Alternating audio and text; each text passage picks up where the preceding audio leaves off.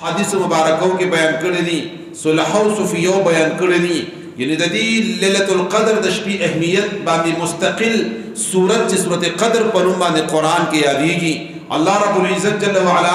باقاعده یو سورت نازل کړی دی سورت قدر په نوم باندې. نو د دې نه معلومیږي، اندازه کیږي چې د دې شپې مبارکې چې ليله القدر ورته ویل شي چې د دې څومره لوی عظمت دی. سورت القدر چې څنګه ما په خطبه کې ولست د دې شان نزول مختصرا وانت چې درته وایم شان نزول د دې اقوال مختلف دي، خو کزه انتهایی اختصار سره د شان نزول وایم نو حضرت ابن ابي حاتم د مجاهد پر روایت باندې را نقل کړي چې نبی عليه الصلاه والسلام د صحابه کرامو په وړاندې د بني اسرائیل د یو کس ذکر فرمایلو چې یره په بني اسرائیل کې یو کس دی او د اغل الله تبارک وتعالى زر کال عمر ورکړی دی او هغه زر کال زندګۍ کې هغه یو ورځ د جهاد د خالی نه د پریخي، یو شپه د عبادت نه خالی نه د پریخي، یو ورځ د روزي نه خالی نه د پریخي او مستقل طور باندې زر کالا د الله رب العزت جل وعلا عبادت کړي دي. نو پدی باندې صحابه کرامو کې تعجب مراغه، صحابه کرام هغه وخت کې عارضی طور باندې لږ پریشان شو چې کاش دومره زندگی الله موږ لم را کړې وي، کاش دومره وخت الله موږ لم را کړې وي نو موږ هم چې کوم د الله تبارک وتعالى عبادت کړو. نو د هغه په الله تبارک وتعالى د محبوب علیه الصلاۃ والسلام د صحابه زړه ته وکتل. الله رب العزت جل وعلا د صحابه الله تبارک وتعالى جل وعلا هغه شوق د عبادت هغه مين هغه محبت په خاطر الله تبارک وتعالى جل وعلا ليله القدر خير من الف شهر دا سورۃ قدر الله تبارک وتعالى جل وعلا دارا نازل کړ. دغه رنګ امام غزالی علیه الرحمه مقاشفۃ القلوب کې د بنی اسرائیل د هغه قص نوم ذکر کړی دی چې دا شمعون نوم چې کم دی نه دا بیان شوی دی چې هغه زر میاشتې د دشمنانو د الله سره جهاد کړو او الله رب العزت جل وعلا ډېر قوت او طاقت ورته ور کړو. حضرت امام ابن جریر علیه الرحمه هغه هم یو واقعه را نقل کړي چې په بنی اسرائیل کې یو ډېر لوی عبادت گزار هغه په ټول شپه عبادت کولو، هغه به چې کوم دی نو په عبادت د الله کې مشغول او هغه د سحر نه تر ماښامه پورې به جهاد کې مشغول، بیا به د شپې مسلسل به د الله تبارک وتعالى عبادت کولو. نو بیا صحابه کرام په تعجب کې پریوتل او هغه مل چې کاش مونږ ته الله تبارک وتعالى دا وخت راکړي. نو ليله القدر خير من الف شهر الله رب العزت جل وعلا دا مبارک آیت مبارک نازل کو او الہ العالمین جل وعلا دی قوم ته دی امت ته الہ العالمین د ليله القدر دا مبارک شپه چې کوم دی الله تبارک وتعالى جل وعلا دوی ته ورکړه. یو بل روایت ابن ابي حاتم دا غنم منقول چې ورځ رسول الله صلی الله علیه وسلم د بنی اسرائیل د سلورو کسانو ذکر وکړلو. د حضرت ایوب علیہ الصلوۃ والسلام تذکرہ نبی علیہ الصلوۃ والسلام فرمایلا، د حضرت زکریا علیہ الصلوۃ والسلام مبارک تذکرہ فرمایلا، د حضرت حسقیل علیہ الصلوۃ والسلام تذکرہ فرمایلا او د حضرت یوشع بن نون علیہ الصلوۃ والسلام داغي مبارکو تذکرہ فرمایلا. دی ټول د الله تبارک وتعالى جل وعلا اتیا کالا د عبادت کولو الله تبارک وتعالى دی الله تبارک وتعالى یو ځان له شان او عظمت ور کړی دی. اتیا کالا مستقل مسلسل چې هغه اتیو کالو کې یو ورځ د غفلت نه وا، هغه اتیو کالو کې یو ورځ د الله رب العزت جل وعلا نه د غفلت نه وا، مستقل تور باندې شپه او ورځ هغه اتیا کالا د الله رب العزت جل وعلا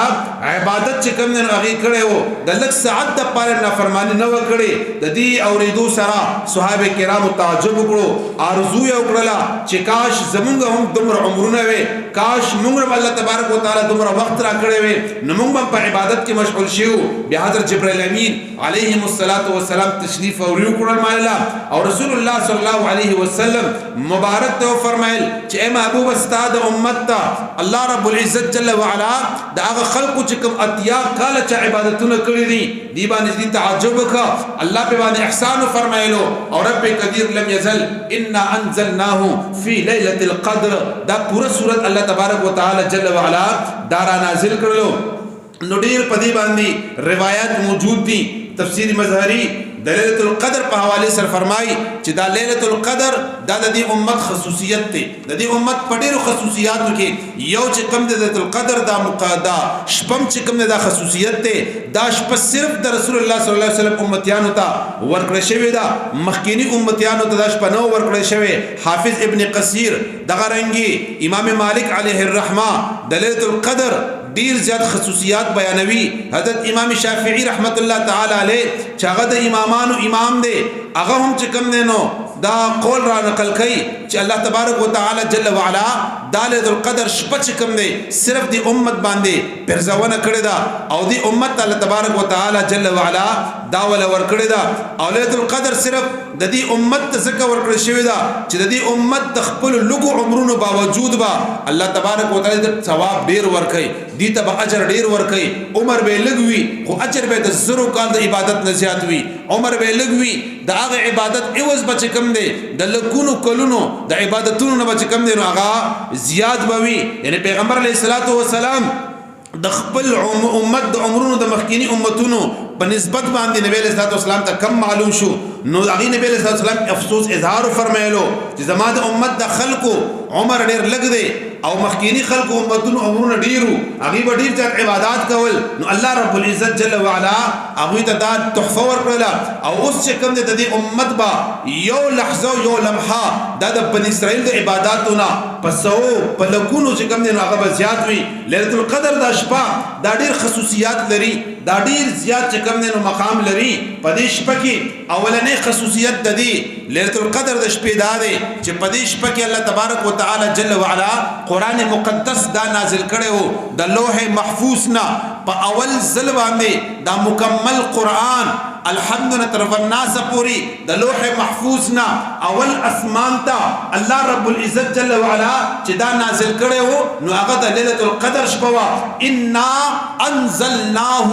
فی ليله القدر الله رب العزت جل وعلا فرمایي چې ليله القدر په مبارک شپه کې مونږ چې کوم نه دا قران مقدس د لوح محفوظ نه د اسماني دنیا ته دا را نازل کړ بیا دا غینه بعد الله رب العزت جل وعلا په حکم باندې جبرائیل امین علیه السلام په دریش کالو کې کم یا زیات د وخت او د مناسبت سره او د ضرورت په وخت باندې قران مقدس په کم نه دابا نازلېدو خو اولنی ځل باندې په ليله القدر په شپه کې نازل شوی دی په دې شپه کې عبادت کول چې کم دي د زرو میاشتو د عبادت نه چې کم دي زیات ثواب لري قران کې الله تبارک وتعالى جل وعلا فرمای دویم خصوصیت دا دی چې کم د ليله القدر شپه دا یو وشتم شپه دریشتم شپه پنځه شپه او چې دا کم باندې متفق علیه دا صلحو د صوفیو د مفسرین او محدثین تقریبا چې اکثریت په کم شپه باندې اجتماع او اتفاق دی هغه د وشتم شپه دا هغه 27 فیرات دی په دغه شپه کې عبادت کول دا د زرو میاشتو د عبادت نه بهتر دی یعنی دا د 83 سال او 6 مهینه دومره عبادت چې سړی کې داغه نغوره دی یا د 13,000 شپو د 30,000 شپو د عبادت نه زیات غوره ثواب دی الله قران کې فرمایي وما ادراک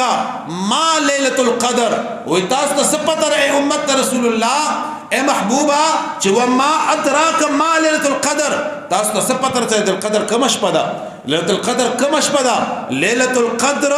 خير من 1000 شهر الله په خپل بیا فرمایي چې ليله القدر هغه شپه ده چې د زرو میاشتو د عبادت نه زیات ثواب الله ورکوي زیادت الله لیکلی دی کم نه کم خو زر کاله دی زر میاشت دی او زیات چې کم دی الله ته معلومه ده زیات چې کم دی رب ته معلومه ده چې د دې زیات عبادت سونه ثواب دی څومره اجر دی څومره د دې عوض دی نو لہذا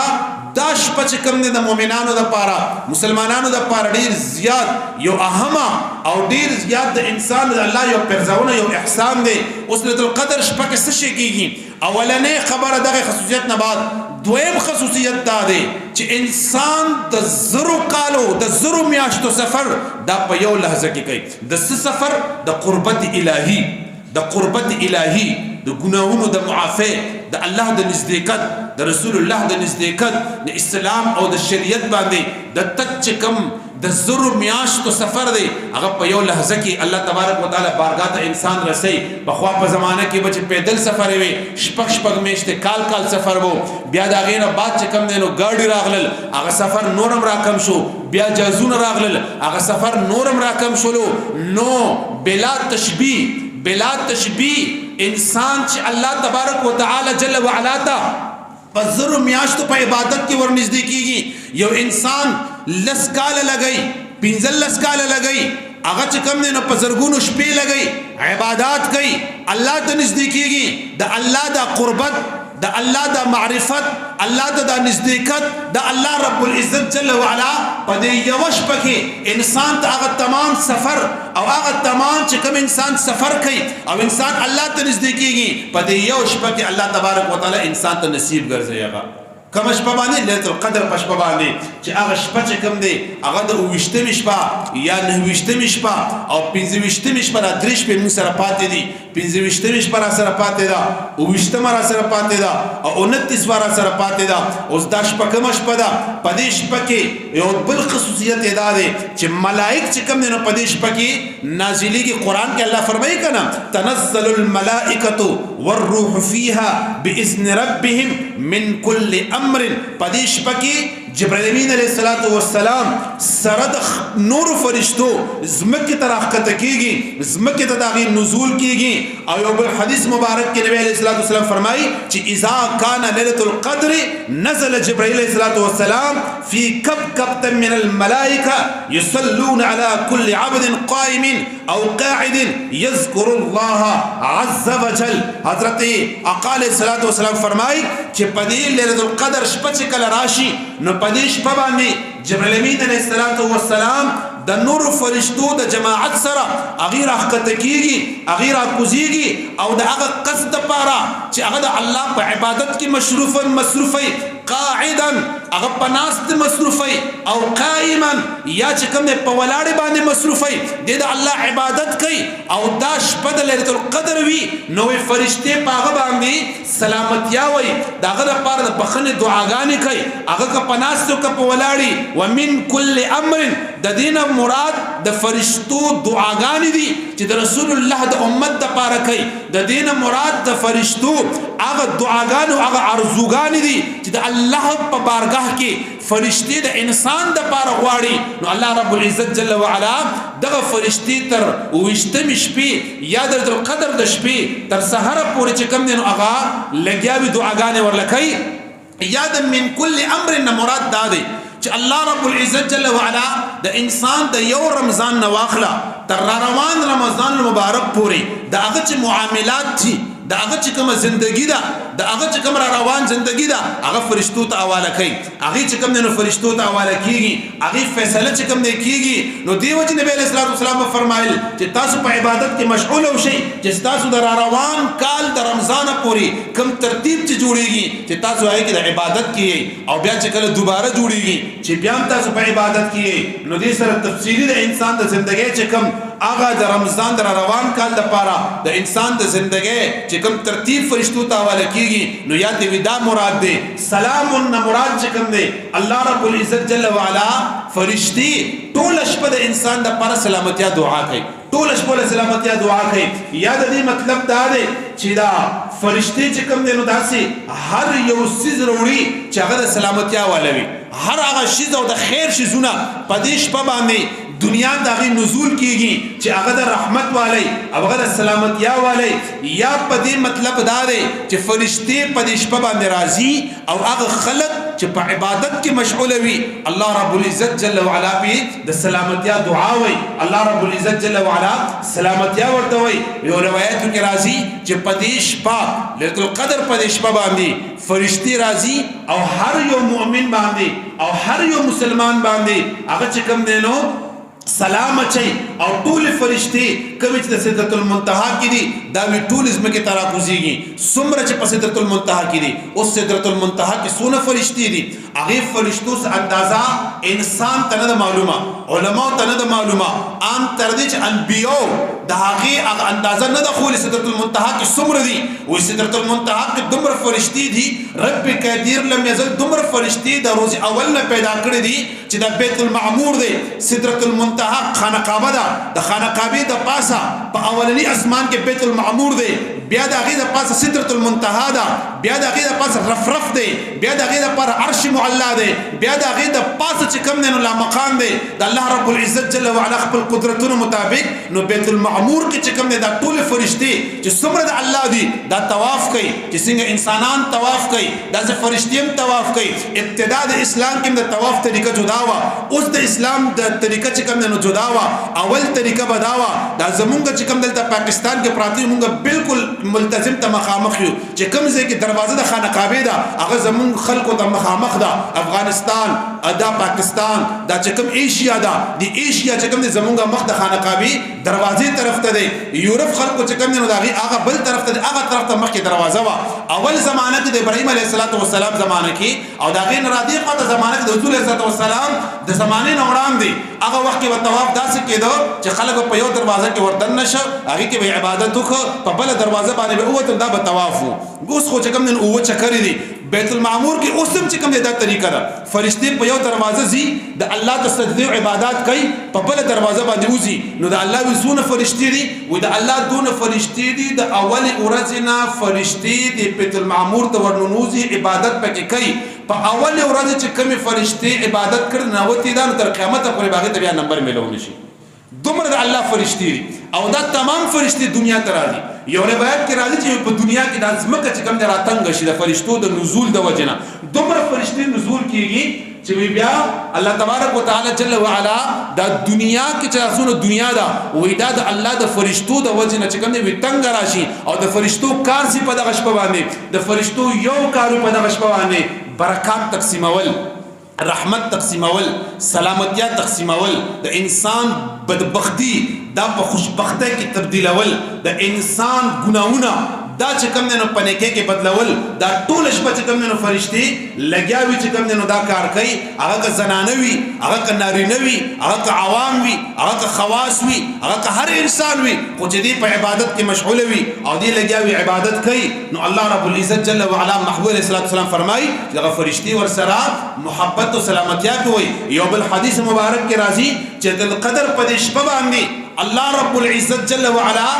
محبوب فرشتہ جبرائیل امین علیہ السلام انسان سره مصافحه کوي لاس ملاوي اول ور سره ملاوي داغي وجه صدا داغي وجه ودادا وای چې په دې ليله القدر په دې شپه باندې په الله د طرفنا وې دمر رحمتونه